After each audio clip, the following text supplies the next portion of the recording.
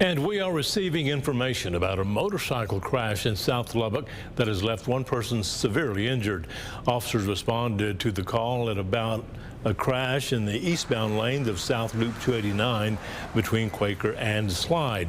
The call came in just after 8:45. We've been told there is one person seriously injured and two others with moderate injuries at this time. All three have been transported to UMC. Eastbound traffic is being diverted to the Quaker Avenue exit, and drivers are asked to avoid the area at this time.